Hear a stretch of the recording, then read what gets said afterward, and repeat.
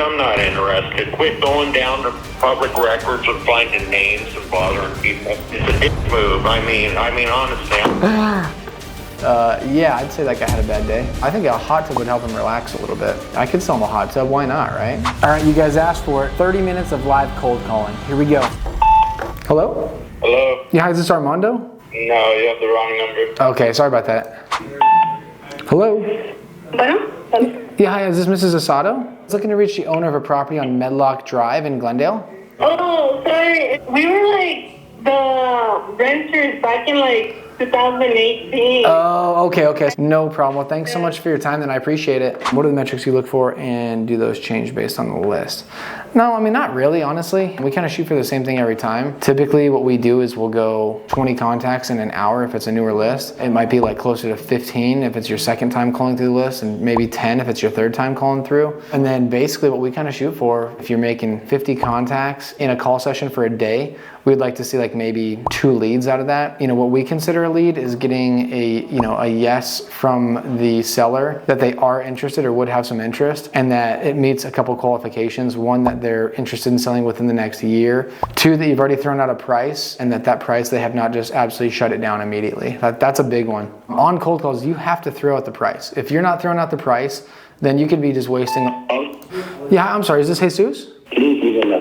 Oh, that's a message. You got me good. So if you're getting 5 to 8 contacts per hour on a triple line dialer, I would check your numbers. You might be calling from a number that's basically been reported as spam. If you start calling off of a number that has already been reported spam, it's going to show up on people's phones as spam likely. So you can't have that. So you got to make sure you're changing your numbers regularly. Hello? Bueno. Yeah, is this Jesus? Habla español. Sí, lo vende la casa en Granada Road en Phoenix? Ajá. Sí, ¿Que si la vendo? sí, lo vendo? No. No, oh, okay, no problema. Okay. Okay, gracias. Guys, I swear that's all I know. Hello? Hello? Hi, this is Martin? Yep. Yeah, this is Luke. Sorry that the call here is a little out of the blue. But I was calling about a property I believe you own on 40th Drive in Phoenix? So. Okay, no worries. Thanks for your time. You happen to have any other properties you would consider selling? No. Okay. No worries. Thanks for your time.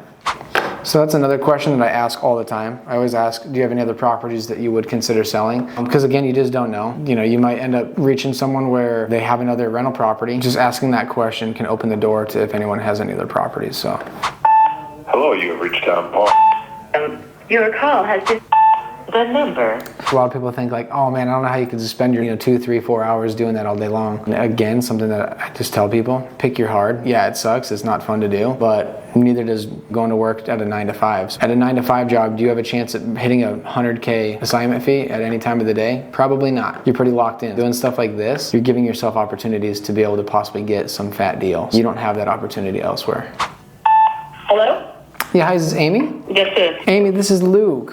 Sorry that the call here is a little out of the blue, but I was calling about a property I believe you own over on Michelle Drive in Phoenix. It's sold.